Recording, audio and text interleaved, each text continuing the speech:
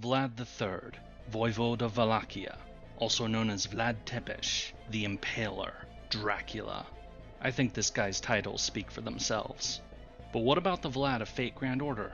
How well does he compare to his historical and literary counterparts? And what grade would I give his depiction? Let's get into it. Vlad is a Lancer and Berserker class servant. This is going to require a bit of explaining. So, quick primer. Vlad III was the voivode, or ruler, of Wallachia during the 15th century, becoming well known for his battles against the Ottoman Turks and his penchant for impaling his enemies, earning the nickname Vlad the Impaler. 4 centuries after his death, an Irish author named Bram Stoker would take one of Vlad's other nicknames and use it as the name of the title character of his 1897 novel, Dracula. Because of this, Dracula is a name associated with both the historic Vlad the Impaler and the fictional vampire Count Dracula. Depending upon the conditions of his summoning, the servant Vlad III can be either more based upon his historic version or the literary vampire, in theory at least. We see this mentioned in Fate Apocrypha, that since Vlad was summoned in his native Romania, he appeared as the Lancer Vlad, the historical figure who ruled Wallachia. In Fate Grand Order, however, we have 2 Vlads, the Berserker Vlad that looks very similar to his Apocrypha version, and the Lancer Vlad from the Extraverse. For these two, Berserker Vlad is much like his Lancer counterpart from Apocrypha, but now tapping into the vampiric legends for extra powers. The Lancer Vlad from the Extraverse goes in a different direction, portraying Vlad as a warrior rather than a ruler, warped by the skill Innocent Monster. Anyway, do these class choices work for Vlad? Yes, but that's not the whole story. The historic Vlad was said to have used a kilij, a type of curved sword of Turkic origin that has evolved quite a bit over the centuries. Indeed, a derivative of this type of sword is, to this day, used as a ceremonial sword by the United States Marine Corps. So Vlad could potentially be a saber, too. But allow me to blow your mind for a moment. Vlad might have the potential to be an assassin, too. What for? Well, in his youth, Vlad lived as a hostage to the Ottoman Turks. And during those years he learned not just the Turkish language, but much about his future enemy. Indeed, one of the other children he met at the Turkish court was none other than the future Sultan, Mehmed II. In the run-up to his most famous battle, the night attack at Targovishte, Vlad dressed himself up as an Ottoman soldier, then wandered into their camp by himself to gather intelligence, apparently even getting as far as the Sultan's tent. Now, not only is that stunt insanely impressive, that's some serious skill at infiltration and espionage. Being a spy is why Mata Hari got the assassin class, despite the fact that she didn't kill anyone. At the very least, it wouldn't be weird if Vlad got the presence concealment skill, though sadly he doesn't have it. Anyway, I think you get the point. Vlad not only qualifies for his existing classes, but perhaps others as well. Getting into his character design, we have a few to go through. First is his Apocrypha design, where he certainly looks the part of a dignified ruler, wearing a long black coat and some fancy clothes. It's not just a regal look, but rather ominous too, fitting for the Impaler Lord. As for his features, the one painting we do have of Vlad III, a reproduction of a painting done of the man during his imprisonment, is the best idea we have as to what the real Vlad actually looked like. They even recreate a similar painting in Fate Apocrypha, having a similar image of Vlad in similar clothing to this painting. So the designers clearly knew about the historical depictions of Vlad, but decided to go in their own direction. I'm fine with that. If the servant Vlad was dressed up in the garb of a 15th century voivode like in that painting, that would be a dead giveaway to his true identity, which is a bit of a problem for proper Grail Wars like Apocrypha, though Vlad III's identity in that series was known to his enemies literally from the first episode. We then have his appearance as a vampire, when Darnik forcefully transforms and possesses Vlad III. To be perfectly honest, this looks quite comical, with the oversized fangs and especially those big glowing red eyes. It turns what should be a rather terrifying opponent into something that's rather hard to take seriously. But I might just be biased in favor of how Hellsing Ultimate chose to depict the character. His Berserker form in FGO is very similar to how we saw him in Apocrypha, at least at first. As you move up his ascensions, first he gets that long blue cape, or something that flows out from his coat at least, followed up by adding that fur cloak, scarf, thing on his shoulders. This Vlad still looks like his Apocrypha version, though with a more wild and savage look, fitting since he's embraced his vampire side. As for his Extraverse appearance, this Vlad looks much more menacing and feral, not just because of him now wearing bloodstained plate armor, but because you have people impaled in the background as well. He adds that red cloak for his second ascension, and then gets a longer cloak and all those spikes in his third. He certainly looks menacing with the red eyes, the bloodstained armor, the red cape, and all those impaled people in the background. Overall, I quite like all of Vlad's designs in the Fate franchise, except for that silly vampire form in Fate Apocrypha, obviously. Moving into his skill sets, I'll be starting with the Berserker Vlad. Berserker Vlad's first skill is Vampirism, giving a chance to decrease an enemy's MP charge by 1 while also charging up Vlad's own MP. I don't really need to explain how a skill named Vampirism is connected to Dracula, do I? Vlad's second skill is Morph, which becomes Legend of Dracula after an upgrade. Morph increases his defense for 3 turns, while Legend of Dracula adds a 3-turn attack buff as well. Morph, also known as Shapeshift, is a generic skill that allows a servant to either change their own appearance or use the body of another. It's a skill we see on a couple of characters, notably the various Tamamos. And since shapeshifting into mist, bats, wolves, and other such beings are one of the iconic abilities of vampires, the link to a Vlad that makes use of his vampiric legend is obvious. However, it is his upgrade skill, Legend of Dracula, I wish to give special attention to, which is also one of his MPs. The name Dracula is one that Vlad III had in real life, meaning Son of the Dragon. His father, Vlad II, had been inducted into the Order of the Dragon, a monastic order dedicated to fighting the enemies of Christianity, particularly the Ottoman Turks. Because of this, Vlad II would add Dracul to his name, the Dragon, and so naturally his son Vlad III would call himself the Son of the Dragon, Dracula. In the late 1800s, the Irish author Bram Stoker was writing a vampire novel. Originally his book was called The Undead, with his vampire being called Count Vampire of Styria. Styria being a region in southeastern Austria that was also the homeland of another literary vampire, Carmilla. Upon coming across the name Dracula, though, and hearing that the name also means the devil in modern Romanian, Bram Stoker began to rewrite his story, setting it in Romania and changing his vampire's name to Count Dracula of Wallachia.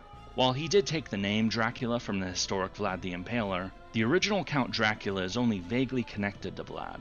It is only in later stories and adaptations that the connection between Vlad and Count Dracula is made explicit. As for the cultural impact of Bram Stoker's 1897 novel Dracula, well, I think that speaks for itself. Count Dracula is the vampire in popular culture, overshadowing everything that came before and being an example for everything since. Lastly, Vlad's third skill is Battle Continuation, which becomes Terrifying Undead after an upgrade. Battle Continuation applies a Guts to himself 1 time for 5 turns, while Terrifying Undead applies another 1-time Guts for a single turn, one that stacks with the 5-turn one this skill provides, as well as increasing Vlad's MP gain for 3 turns. Battle Continuation is a generic skill we have seen many times before on servants like Heracles and Boudica. Like his other 2 skills, this is a really obvious choice for Vlad, especially once it gets the upgrade to Terrifying Undead. Vampires are notoriously hard to kill outside of a few critical weaknesses, so it makes sense for Vlad to have a skill that increases his survivability like this. If it was up to me, I'd give him and a few others a new vampire trait, granting high damage resistances and HP regen, but becoming weak to wielders of holy weapons like King Arthur or Amako Soshiro. Just a silly idea of mine. Swapping over to Vlad EXTRA's skill set, his first skill is Protection of the Faith, which increases his debuff resistance for 3 turns, increases his defense for a turn, increases his attack for 3 turns, and is also a self-heal. Protection of the Faith is a generic skill meant to represent those who have made great sacrifices for their religious beliefs. Really, it's less protection from a divine source and more a character's dedication to their faith. Only a handful of other servants have this skill, like Martha and the first Hassan. While Vlad the Impaler in life seemed more interested in solidifying his control over Wallachia than in actually waging war on behalf of his faith, there are plenty of later portrayals that portray him as a defender of Christianity against Muslim invaders. I mean, technically he did do that in life. It just probably wasn't his primary motivation. This still works though. Vlad EXTRA's second skill is Tactics, which becomes Devil's Strategy after an upgrade that just came out with the release of the 7th anniversary on NA. Tactics increases MP damage for all allies for a turn, while Devil's Strategy makes that buff last 3 turns, also increases Buster Card effectiveness for all allies for 3 turns, and gives himself a buff that lasts 5 times for 3 turns that, when Vlad EXTRA is attacked, reduces the defense of that enemy by 10% for each attack for 3 turns. Tactics is a generic skill held by those who have skill leading armies into battle, like Iskandar and Caesar. This certainly fits Vlad the Impaler, but as for how, I'm going to get into that a little later.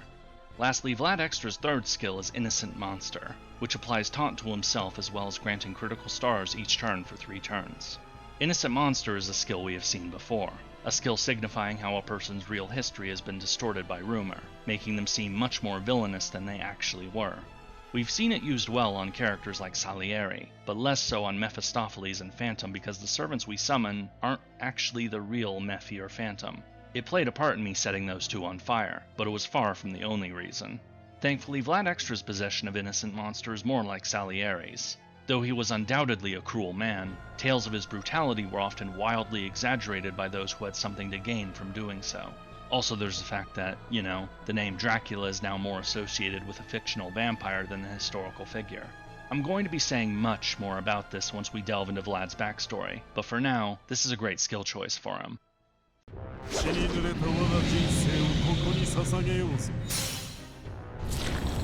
Kazikli Bey! Vlad III's noble phantasm is Kazikli Bey, whereupon he channels dark energy, spews forth bloody stakes from his body, and impales his foe with them. This MP does damage to a single enemy, reduces archcard resistance for that enemy by 20% for 3 turns, and also grants critical stars, with the amount depending upon overcharge. Now normally when I am covering 2 different servants in the same video, I explain one of their MPs before moving on to the next one, but in Vlad's case, well...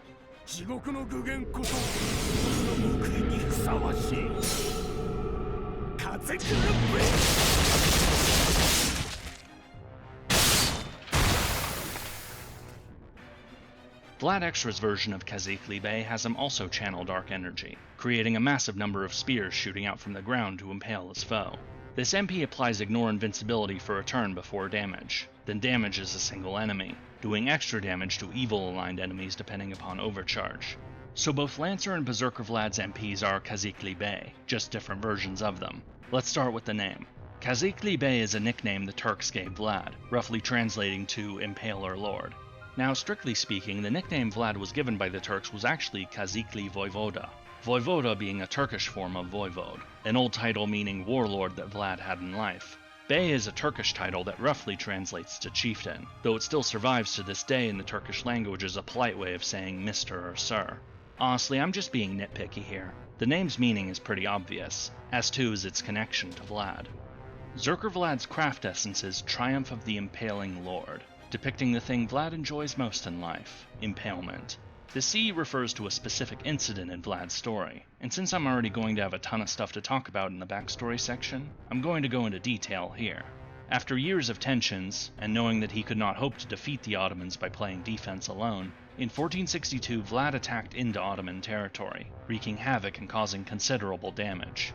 He withdrew back into Wallachia as the Ottomans under Mehmed II, the same sultan who killed Constantinos XI and captured Constantinople 9 years before, amassed an army of 150,000 to invade Wallachia. Vlad was horribly outnumbered, but he had a plan. As I mentioned earlier when talking about why he might qualify as an assassin, Vlad disguised himself as a Turkish soldier and snuck into their camp, gathering intelligence. The night of the 16th and 17th of June 1462, he attacked. The night attack at Targovishte, hoping to swoop in, kill the Sultan, and escape before being overwhelmed. But it turned out that Mehmed II wasn't there, and with the numbers stacked against him he was forced to withdraw, evacuating his army and his people from the capital Targovishte. Mehmed then marched on Vlad's capital, but what he found there wasn't just an empty city, but a forest of stakes impaled with the bodies of the soldiers and civilians Vlad had killed during his earlier invasion. Men, women, children, 20,000 of them. The sight horrified the Turkish soldiers, including Mehmed II. The Ottoman army turned around and withdrew back home shortly afterwards, with some saying that the sight of Vlad's cruelty terrified the Turks into retreating. There is more to the story than that, but I'll get into that later. Vlad Extra's craft essence is Creed at the Bottom of the Earth, depicting what looks like the floor of a prison, with shackles, a bloodstained cross, and a drain. The CE is about Vlad's reputation for cruelty, the many, many incidents of him having people tortured or killed during his reign. The CE's text is Vlad talking about such deeds from his own perspective, recognizing that he is a man stained with blood, but that everything he had done has been in service to his god, though even he now recognizes that perhaps he went a bit too far. This is similar to what we saw with the skill Protection of the Faith, the idea that Vlad fought as a defender of Christianity against the Ottoman Muslim invaders. And as I said then, that's not quite the whole story. Vlad's story seems more like a man trying to keep his power in Wallachia, and so engaging in more than a few atrocities as part of those efforts. I've already mentioned Vlad's most infamous act, the 20,000 impaled bodies the Turks found at his capital, and I'll be sharing more once we get into his backstory. Berserker Vlad's Valentines CE is Scapegoat, featuring a goat plushie. As mentioned in the CE's text and in the Valentine scene that accompanies it, this goat plushie is meant to be a sacrifice that you give up in place of a human. The concept of using goats for sacrifices is very, very old. Not quite Gilgamesh old, but pretty close. While this does have a connection to Vlad's religion, Jesus is pretty much the most famous scapegoat of all time, that's pretty much it. Vlad himself was betrayed, and slandered by the people who betrayed him, but he wasn't made to pay for the crimes of others. Maybe I'm missing something, but this one seems off to me. Vlad EXTRA's Valentines CE is Carnivore Carnival, featuring a hamburger with 2 steaks, with the burger itself impaled by a lance. Aside from the burger being impaled, this too seems like a really generic gift. I'm not sure what else to say about it. Now for characterization, starting with a look into the backstory of Vlad III. Vlad was born in the year 1431, the second son of Vlad II, voivode or warlord of Wallachia. Wallachia is an old state that is now part of the nation of Romania. However, before we dig into the meat of Vlad's story, please indulge me for a moment as I put my geopolitics hat on. I promise it will be relevant to Vlad's story. So basically, there are many factors that determine whether or not a nation will have an easy or difficult time becoming a powerful state. Good farmland, defensible borders, access to resources, proximity to other powerful nations, and so on. Some countries do well in most or all of these categories, and so are well primed towards being major powers. Other countries have it rougher. Some might have good resources, but have borders that are extremely hard to defend. Others may have the opposite problem, easy to defend, but limited resources. Some countries have it exceptionally bad, its people either being screwed or having to work extra hard to make things work. And then there's a handful of countries that have it so good that they're pretty much guaranteed to be a great power, unless internal division weakens them too much. Anyway, why am I talking about this? Well, because Wallachia, and by extension the modern state of Romania, doesn't have it so great. Sure, it has good farmland and natural resources, it was once a major oil exporter, but it has a border problem. Romania is sandwiched between 3 regions that have produced some powerful empires. To the west lies the Hungarian plain, and Hungary was much more powerful than it is today.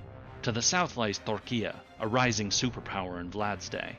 Not relevant to our story, but still relevant for Romania is the north, which expands outward into the vast Eurasian steppes, home to old giants like the Polish-Lithuanian Commonwealth, the Russian Empire, and the Soviet Union.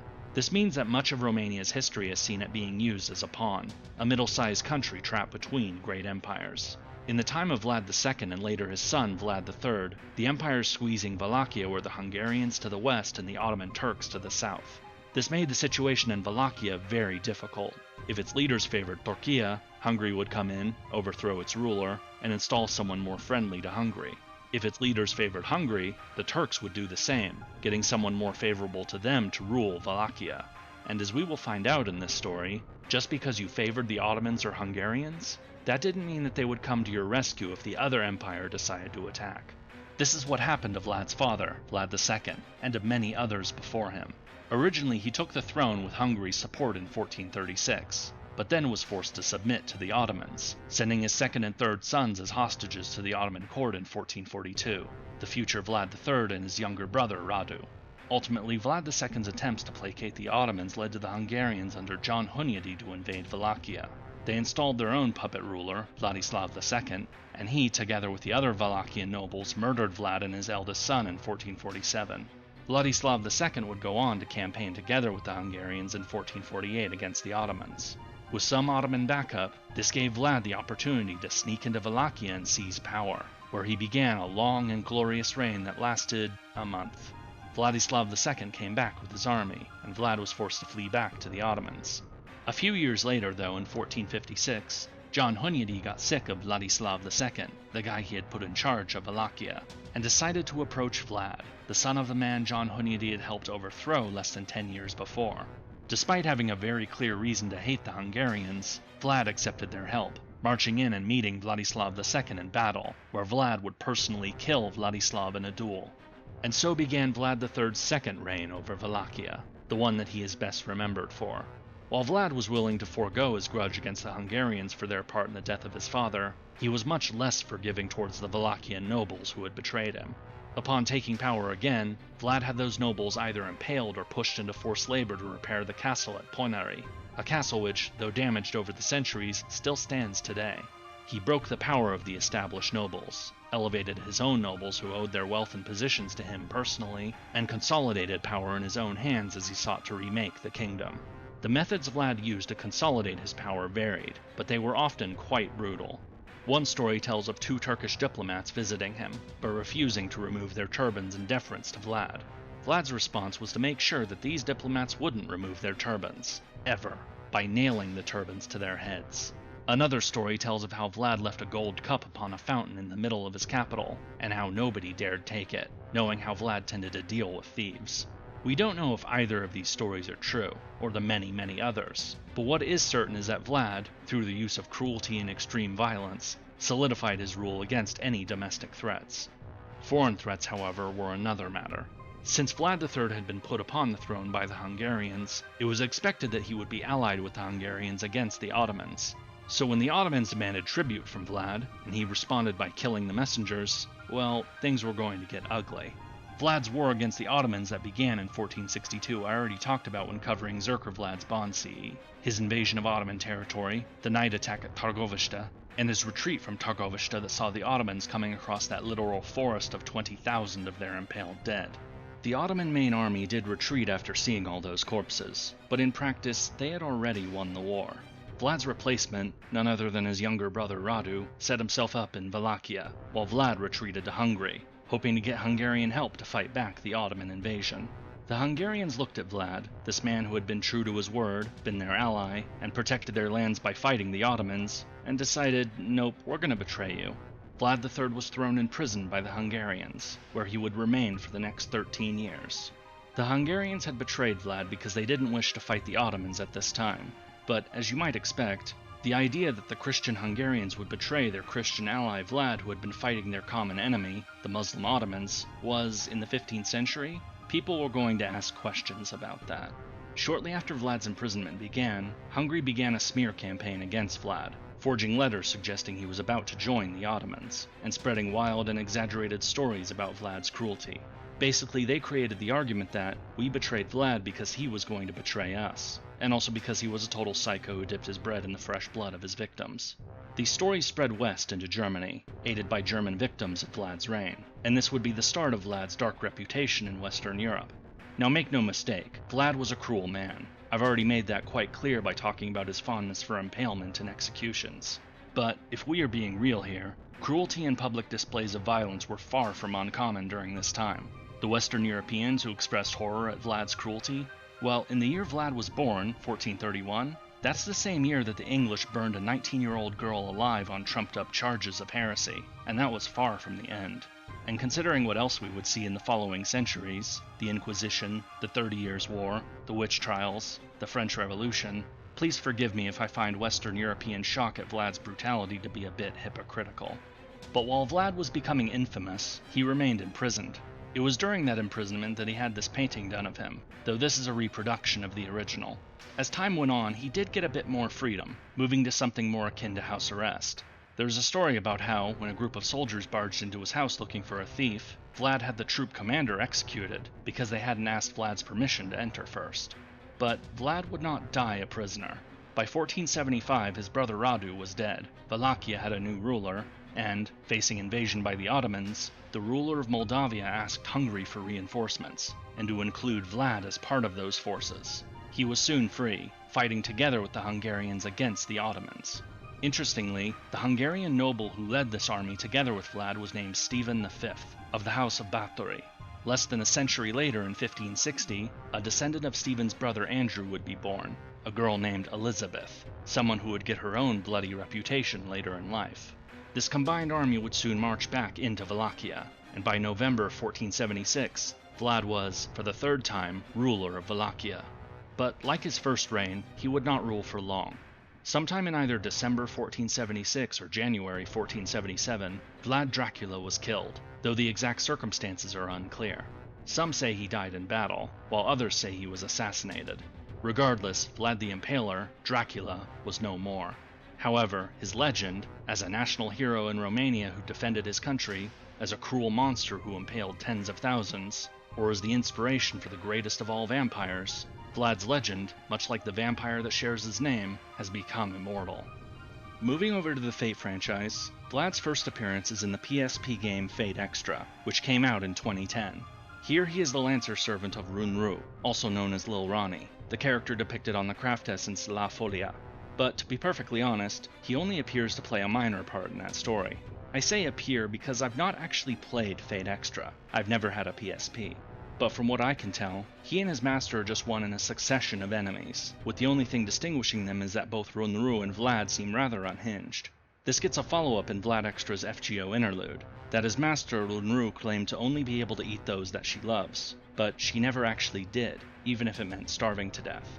That someone would make that choice, even at the cost of their own life, seems to be what Vlad saw in her, someone like himself who made great personal sacrifices for the cause that he believed in.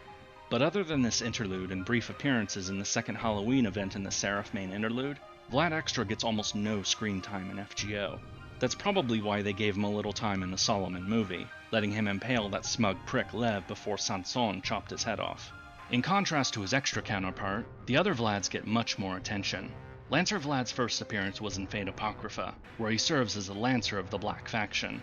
Summoned by Darnik, Vlad is the first servant identified in Apocrypha, since Darnik made a point of sending his challenge to the Mages Association by having Vlad impale all but one of the mages sent after him. Since Apocrypha is set in Romania, Vlad is modeled upon his historical version, the brutal ruler who defended his nation. Together with Darnik, they command the Black Faction, with Vlad giving commands and planning their strategies. Vlad has a clearly defined wish for the Holy Grail, to remove all links between himself and vampires. Obviously, we can't know how the real Vlad feels about a novel that was written over 400 years after his death, but it makes sense to me that he might take issue with his name being associated with a blood-sucking monster rather than who he really was, even if his own history was rather bloody as well. He explicitly warns Darnik to never try to force him to make use of that side of his legend. Vlad would rather die than use the abilities of Bram Stoker's Dracula. The fact that this Grail War is taking place in Romania gives Vlad a fame boost, making Vlad more powerful and able to fight Karna head-on. But when the battle moves on to Semiramis' Hanging Gardens, Vlad is no longer in Romania, and so loses that buff. Facing defeat, Darnik uses 2 command seals to force Vlad to use his MP, Legend of Dracula. This predictably earns Darnik a spear through his chest, but Darnik uses his last command seal to force Vlad to drink his blood, allowing Darnik to possess Vlad. The vampire Vlad under Darnik's control quickly proves to be an extremely dangerous opponent, even as every nearby servant gangs up on him. But even though he is able to brush past the likes of Karna, Achilles, Jeanne d'Arc, and many more, his quest for the Grail comes to an abrupt halt when he runs into the Master of Red, Shiro Kotamine. Revealing himself to be a ruler-class servant, Amako Sashiro easily exploits the vampire's weaknesses, putting an end to Vlad, Darnik, and the first half of Fate Apocrypha. Moving into Fate Grand Order, Vlad's first appearance is in the Orléans Singularity, but honestly that's hardly worth mentioning. He is summoned as Berserk Lancer by John Alter, one of her many servant minions. This Vlad is basically the one we met in Apocrypha, but now wielding the vampire powers of Count Dracula. But he doesn't prove to be a particularly dangerous opponent, being defeated first midway through the story, and then for good during the run-up to the final battle. From there, Vlad isn't active in the main story for a long time. In his 2 interludes, Vlad travels back to London, acting as a hero for locals who are being attacked by monsters, making a point of telling them who saved them, and that he, Vlad III, is not a vampire. Like his Lancer counterpart in Apocrypha, he hates the connection that has been made between himself and vampires. He does grudgingly accept that these powers are useful, but he certainly isn't happy about it. Then we get to Lostfelt 6.5, Traum. Vlad is chosen as one of your companions, ray-shifting to the Singularity together with the protagonist, Sherlock Holmes, and Kadok. However, shortly after arriving in Traum, the party is attacked by Moriarty, who tries to force Vlad to rebel against proper history. Vlad prevents this by impaling himself with his own stakes, but this takes him out of action. It is not until Chaldea is able to employ the assistance of Don Quixote and Sancho that Vlad is able to be freed. But the use of Don Quixote's second MP also drains most of Vlad's power, making him ineffective as a combatant. Thankfully, this does not mean Vlad is useless. After all, he was the ruler of a nation, a capable tactician, and a man who knows how to wage war. He still has his mind, and that soon proves to be of great value. Returning to the Righteous Realm, Vlad quickly sets to training its army, transforming their forces from a mob of self-assured warriors into a proper army. It is soon put to the test, as Constantinos XI decides to attack the Righteous Realm. Vlad chooses a location, builds it up into a powerful fortress, and awaits the impending assault. Initially it goes quite well. The Reinstatement Realm's forces are thwarted, but a surprise second attack earlier than expected ends up breaking through. Though Vlad did a good job training the army and setting up this initial defense, it simply wasn't enough. And since Sancho values Don Quixote's life above everything else, Vlad got to experience the joy of being betrayed yet again. I mean, I get why Sancho did it, but for Vlad, that had to have stung. Personally, I think Vlad could have done better here, being a man experienced in defensive battles against superior opponents. Mehmed II had a vastly greater advantage than Constantinos XI did. I think it would have been really neat for Vlad to take a page out of his own history, to launch a daring surprise attack on Constantinos before he actually attacked the fortress. But on the other hand, had Vlad not ended up losing this battle, we wouldn't have gotten the awesome scenes with Don Quixote and Charlemagne facing off against Constantinos XI. Much like Don Quixote, Vlad III doesn't really do much after the battle against the Righteous Realm. He can't fight, his army is trained, and there is little need for Vlad to be in command now that Charlemagne is there. After the victory over Kriemhild in the Revenge Realm, he gives his energy to Charlemagne, returning to Chaldea while those who remain head to the final showdown with Moriarty. As a whole, Traum gave Vlad a moment to shine, something he hasn't really had since Apocrypha. I for one appreciated that. So to sort all this out, we effectively have 3 different versions of Vlad in the Fate franchise. We have the Fate Extra Vlad who has been altered by the Skill Innocent Monster, a bloodthirsty and vicious warrior who tries to fight on the side of good, even if he believes himself to be evil. It's similar to the historical Vlad, but based more upon the dark reputation that has taken root outside of his native Romania. Then we have the Lancer Vlad from Apocrypha, who is also the historic Vlad, but more based upon the man rather than the exaggerated rumors about him. Lastly, we have Berserker Vlad, who looks much like his Lancer counterpart from Apocrypha, but who now makes use of vampiric powers. And yet, he too is more like the historical Vlad than the Count Dracula of fiction. Because, aside from having vampiric abilities and a few references to the novel's characters in his interludes, Berserker Vlad has barely any connection to the fictional Dracula. This is the big reason why I didn't bother talking about the Bram Stoker novel in detail. It didn't feel necessary for this video. The end result is that we have 3 different versions of the same historical figure, just portrayed in slightly different ways. And now for the verdict. What grade would I give Vlad III's depiction in Fate Grand Order in the wider Fate franchise? Well, his character designs and skill sets are great, with plenty of links to either the historical Vlad or the fictional Dracula in all 3 versions of the character. I don't really have anything to complain about in terms of accuracy. As for characterization, it's also pretty good, though it is complicated by the fact that we have 3 historical Vlads, with one having some faint links to the fictional Count Dracula. To be honest, it's a little awkward, having all 3 Vlads largely be the historical Vlad in character, and yet to have one of them use vampire skills with so few links to the literary Dracula. The servants we have are Vlad the Impaler, not Count Dracula. But because of that, perhaps we might get a Count Dracula servant someday. I imagine he would be terrifyingly powerful, like how the vampire Vlad in Apocrypha was able to fight multiple servants at once before he got murked by Amako Sashiro. But if they do decide to make a Count Dracula servant, hopefully he won't look like some goofy Disney character like he does in Apocrypha. As for the Vlad we have in FGO, he's decent enough, getting good story moments here and there, most of all in Traum.